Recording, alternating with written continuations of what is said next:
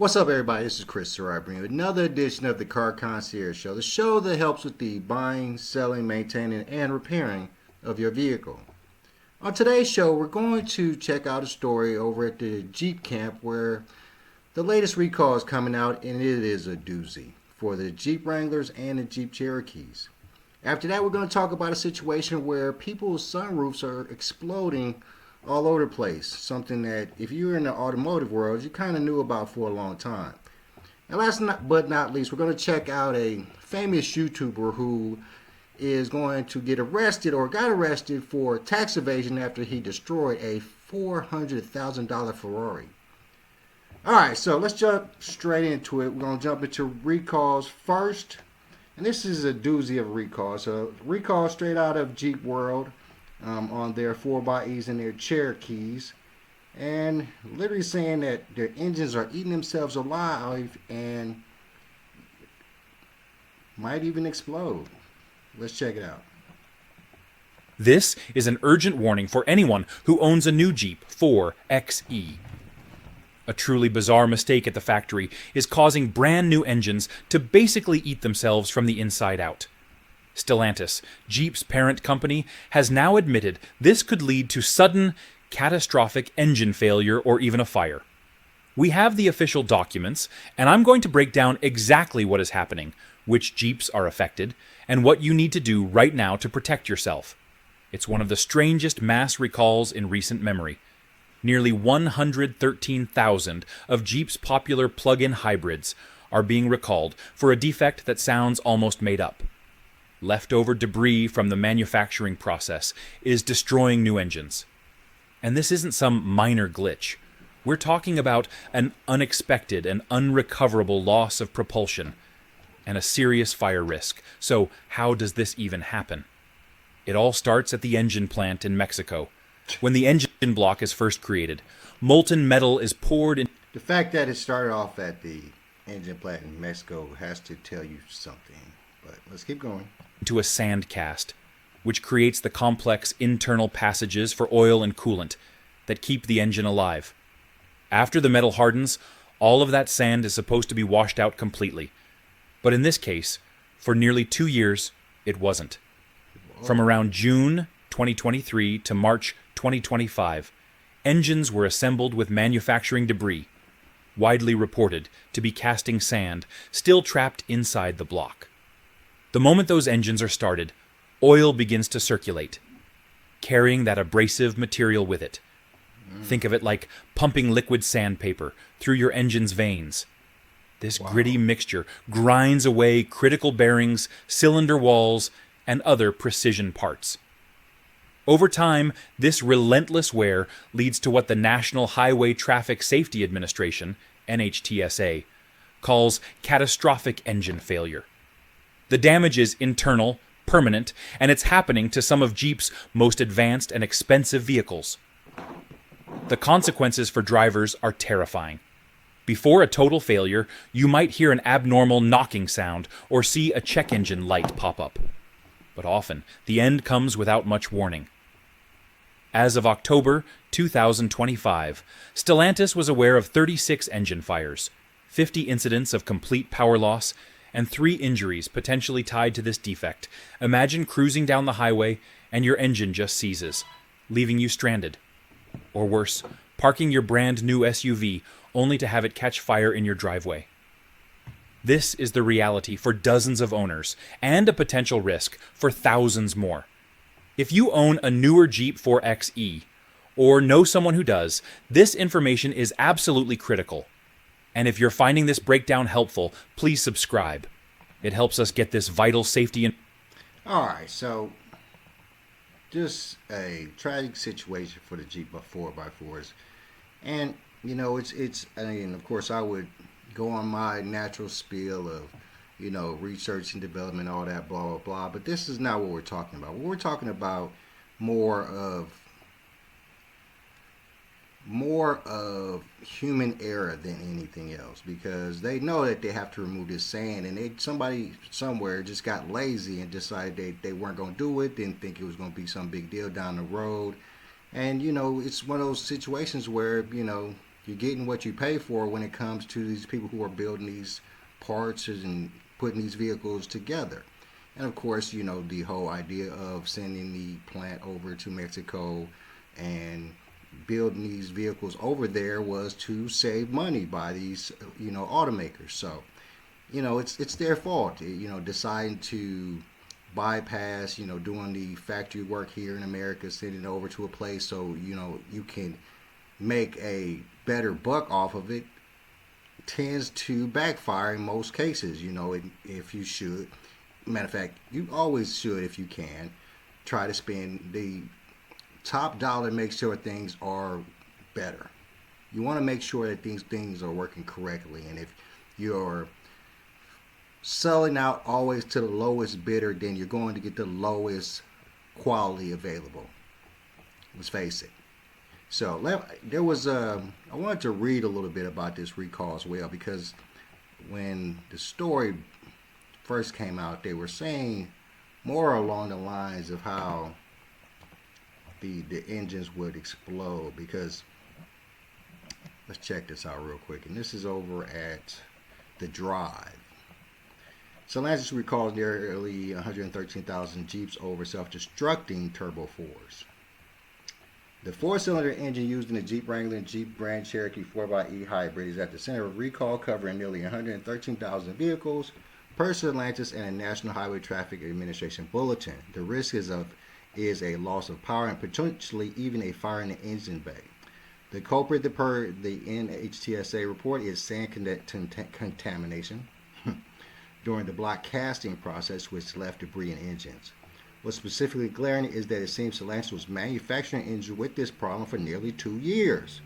As the report states, the suspect vehicle population began on July 19, 2023, when the production of Jeep Grand Cherokee PHEVs with suspect engines began and concluded on March 3, 2025, when production of Jeep Grand Cherokee PHEVs with suspect engines ended. It's a similar story for Wrangler plug-in hybrids, though those covered are on even wider production span of June 7, 2023 to March 4, 2025. So they knew it. They knew that they were doing this. They just kept going.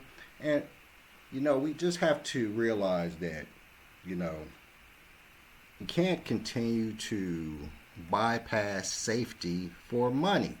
And that's what a lot of these dealerships are doing when it comes to trying to get all these vehicles out in such an expedient time. You just have to take time to make sure everything is good.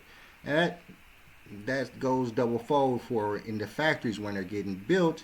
Make sure that you're doing the correct thing. And they knew that they need to clean these engines, to sand out these engines. And somebody got lazy, and that is a horrible, horrible situation. I can't really put it on the fact that it was Mexico, because it's probably an individual, maybe even a management person that decided that, this little cleaning out of these things is just taking up too much time. Let's bypass it. It's not going to cause a problem. We don't really see a problem with if we don't do this cleansing and getting the sand out of here. So let's go and keep it going. And they obviously didn't understand that this would become a major problem down the line, and now it's a major problem for Jeep. And it's one of those things, because I never understood. These are Jeep Wranglers and 4xe. Why are you putting turbos in them anyway? That's a big question for me. Only thing that you really want in these vehicles is four-wheel drive, I would say. But it's just one of those things where you have to start talking about, the concept of these cars. Why are they building them these ways? Why are they throwing all these added things into these vehicles that really don't need them? And that's a lot of reason that I don't buy as many cars as I used to. A lot of these newer vehicles I'm not into, because they just have too many things that you really don't need. And I just don't understand it. Turbos and Jeeps and trucks, and Jeeps and trucks are not supposed to go fast. You're not supposed to be racing cars with them or anything like that. They're just adding these things so they can up the price. And it's ridiculous. It's causing more problems than anything else. And that leads me over to our second story, where we're having this problem that, if you're in the automotive industry, you knew this problem was there for quite some time. But people are just now realizing that, under intense heat, well, they probably won't say that, but under intense heat, sunroofs explode. Let's check this out.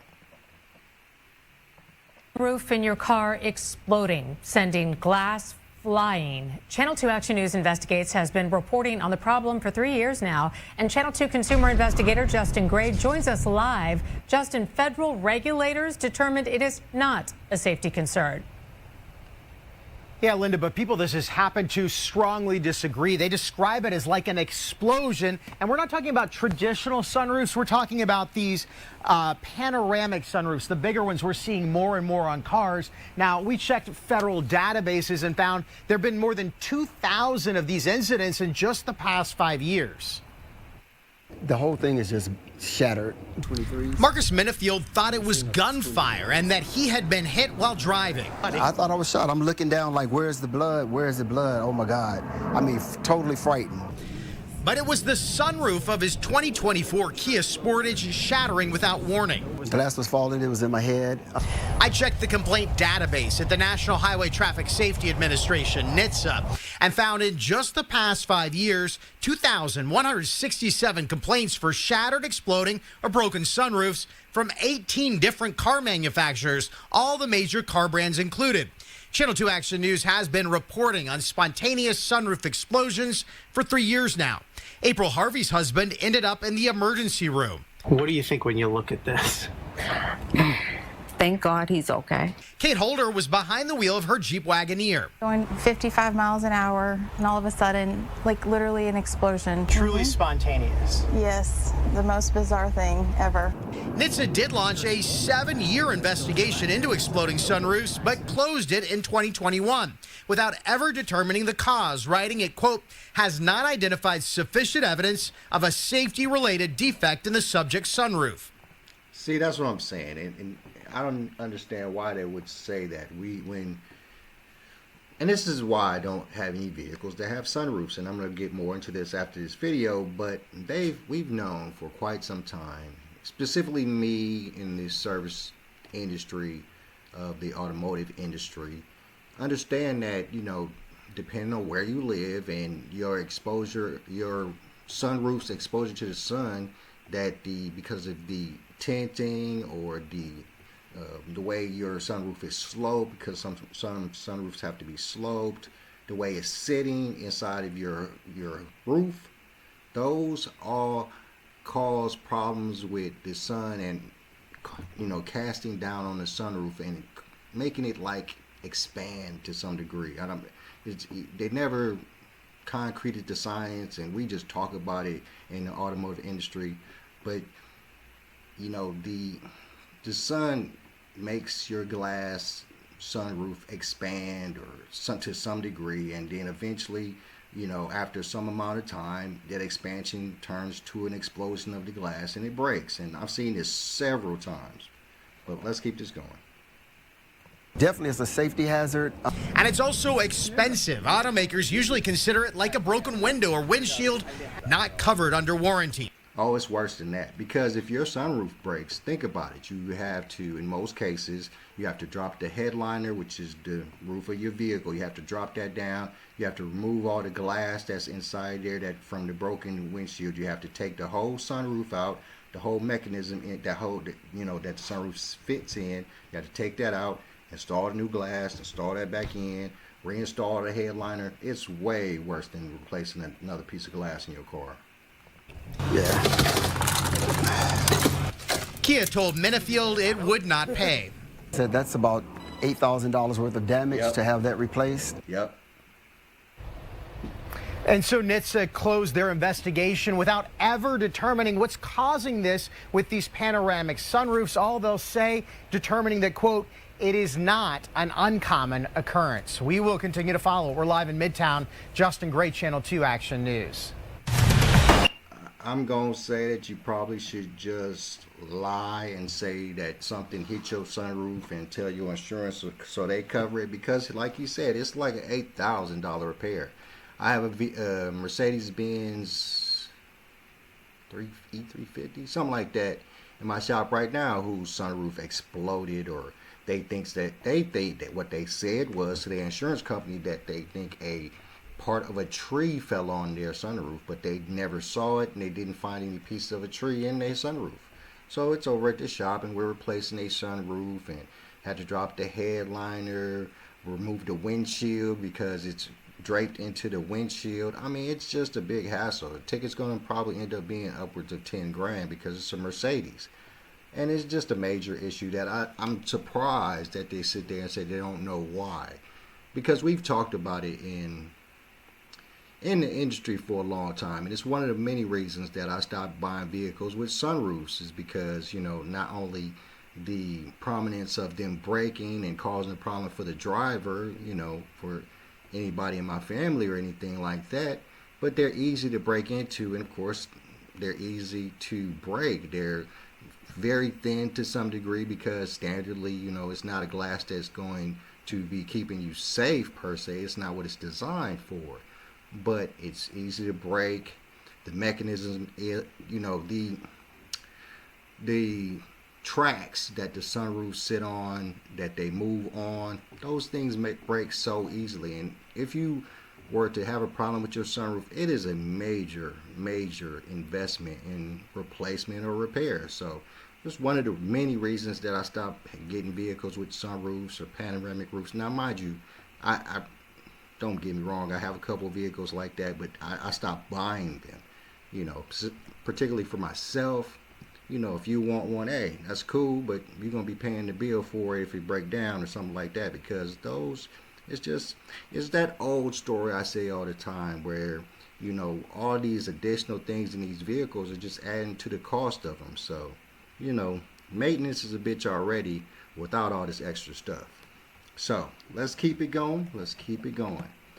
Last but not least, we're going to talk about this YouTuber, WhistlinDiesel. Now, WhistlinDiesel bought him a really nice Ferrari, about $400,000 Ferrari. Decided he was going to try to destroy it, throwing stuff at it, drove it around in the field, and that's what really caused the problem, because, of course, the Ferrari is extremely low to the ground. So as he is driving it around in the field, you know, it getting hot, all the mechanism underneath there are getting hot, the brush underneath the ground in this field because there's straw and all kinds of stuff on the ground. Caught fire, Ferrari caught fire, burnt up. Okay? And of course, everybody was mad about all the things he's doing, about the throwing the stuff at the Ferrari, burning it up, and then it was all for his YouTube channel. You know, I understand it. You gotta do what you gotta do, right? But eventually, you know, they were gonna get him because they've been trying to get him, and eventually they was gonna get him, and they got him. But of course, what they got him for is that old thing that they always get people for: tax evasion. YouTuber WhistlinDiesel arrested and charged with dodging taxes on the Ferrari. He destroyed, and it all started with one viral video that no one thought would come back to haunt him. The Ferrari F8 Tributo he bought just to destroy was supposed to be entertainment, a wild stunt for millions of viewers. But when the car went up in flames in the middle of a field, Montana plates still attached. That tiny detail quietly triggered something much bigger, a state investigation. Cody Detweiler, better known as WhistlinDiesel, has spent years going viral for pushing supercars, trucks, and heavy equipment to their limits or straight into the ground. But Tennessee officials now say one of those viral moments wasn't just content. It was evidence, according to prosecutors. WhistlinDiesel is being charged with felony tax evasion, accused of avoiding more than $500 in Tennessee sales tax on the 2020 Ferrari F8 Tributo. Wait, he's got arrested for $500 tax evasion? See, that's what I'm saying, man. It's so many, specifically when you become successful, which is why I try my best not to. I want to be big, but I don't want to be too big. And that's because, you know, once you get to a certain level, you know, the attacks start coming. And the biggest attack they can get you with is going to be tax evasion, because there's always some. Taxes is so hard. I mean, you know, I'm fighting some tax stuff right now. And taxes is so hard maintaining. And then, of course, when you're reporting, you got to get it right. And if they say you didn't get it right, they can come after you. So taxes is one of those things that they can always hold over your head to come and get you. And once you get famous and rich, it always seems like taxes get you. Shout out to Wesley Snipes. Same Ferrari he destroyed on camera. Deputies arrived on Wednesday. Handcuffs, booking documents. A mugshot posted online within hours. And WhistlinDiesel insisting I didn't do anything. Authorities disagree. The indictment claims he and his company, WhistlinDiesel LLC, which is registered in Montana, willfully tried to avoid paying Tennessee taxes on the January 2023 purchase. Many wealthy buyers register cars in Montana through LLCs to avoid sales tax. But more states are cracking down, and Tennessee appears to be sending a message even if the person involved has 10 million fans. WhistlinDiesel posted video of his arrest deputies walking up. Paperwork in hand, him in cuffs writing. One so big they thought I was cheating. He later got out on a $20,000 bond. But the charges remain serious. The Ferrari at the center of this case wasn't just an exotic car. It was one of his most talked about stunts, a fireball in a field, a symbol of his brand, and now, potentially, the reason he's facing criminal charges. Detweiler is set for arraignment on November 19th in Williamson County. Investigators haven't ruled out additional charges. For now. One thing is clear. The Ferrari may already be gone, but the fallout from destroying it is only beginning. All right, shout out to AI, who's going to take over all our jobs for giving us that news story. Now, you know, it's one of those, I keep saying it. It's crazy that this gentleman decided that he was going to do all these stunts, and this is how he lives. This is how he makes all his money, and I totally understand it, and I have nothing against it, but it does always open you up to something. You know, you set a car on fire, you know, there's all kinds of crimes that people think that you can get charged with. And all he gets charged with is tax evasion because he had, I'm assuming that he had the license plate on the vehicle as it burnt because he didn't know it was going to burn. Originally, I don't think that they thought that the Ferrari was going to burn. They were just in the field, just, you know, driving it around. So I don't think they were in the know that it would catch fire and be this huge stunt for him. And so in that tone, they didn't think that they needed to take the license plate off before they did the stunt because, you know, they didn't think it was going to end that way. And they used that information against him just to arrest him at what seems to be a small amount of money, which he probably could pay immediately, seems asinine. And it just brings to my thought how much taxes is a problem or a control factor for most people when it comes to the government and what you do. I mean, if you decide that, you know, you're going to do something that somebody somewhere is going to be offended by, and they get offended by it and they have any pull or reach with the government or any entity within it, then the main thing it seems to me in most cases is that if I can't get you for the crime of burning this car up or the crime of destroying this field or the crime of, you know, putting crap on TV, then I'm going to get you for tax evasion. And, you know, and of course, it all, like I said, it brings me back to my thoughts about my man Wesley Snipes. It brings me back to my thoughts about my tax situation, them saying that I haven't paid a certain amount or whatever. So, you know, me, I'm just going to pay it, and then I'm going to attack them from the back and try to get my money back. But some people don't have that ability. And then, of course, most cases, the people they come after for this, they have the ability to pay the money, but they still end up spending massive amounts of time in jail, which is be driving me crazy. Because taxes is literally all about you paying the government money that you either owe them for earning money or owe them for something else when it comes to money. And to be thrown into jail for some extended period of time because you owe the government money, specifically when you have the money to give the government, it always baffled me. You know, I mean, and I'm really literally talking about my man Wesley Snipes. You know, I love Wesley Snipes for many reasons. And the man did mad time in jail for tax evasion. And my first thought when it happened was that He ain't got the money to pay it right now. It's Wesley Snipes. He ain't got the bread in the bank to pay whatever these taxes amount right now to keep him out of jail. Why did he have to do time in jail for owing y'all money if he paid y'all money? Because I'm thinking like, now of course don't know this for sure, but back then when this all went down, I was like, all right, because I want to say that, you know, somebody said that he paid the money, and I'm like, okay, he could have paid the money. And like, oh well, he going to jail. I'm like, going to jail?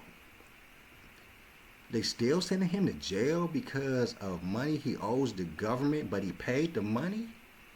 How does that work? Why would you want him in jail instead of out here entertaining the masses like he always does? I found that massively crazy, because we're talking about money. We're talking about money that you owe the government. And we're talking about money you owe the government that you paid them. So how do you still end up spending some decent amount of time in jail or prison for that? It blows the mind. It blew my mind. Maybe I'm misinformed on all the facts. It's quite possible. But I truly believe that when you have to make sure that when it comes to the government, you got your I's dotted and your T's crossed, specifically when you owe their ass some money.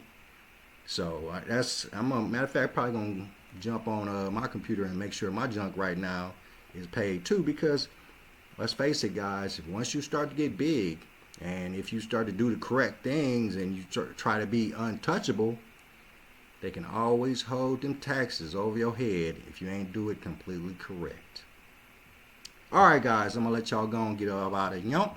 I am Chris Surratt. Thanks you for tuning in to another episode of the Car Concierge Show. Please hit the like, share, subscribe button. Hit me in the comments or the DMs if you have any questions or concerns. And I'm out. Peace.